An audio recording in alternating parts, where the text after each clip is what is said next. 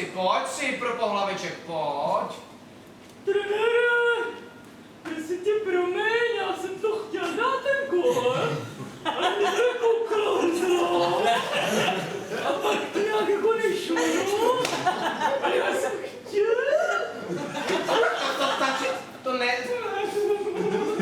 To nestačí jenom dět, jako chceš.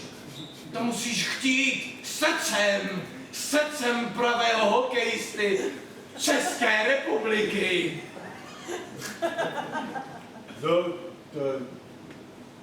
Ta.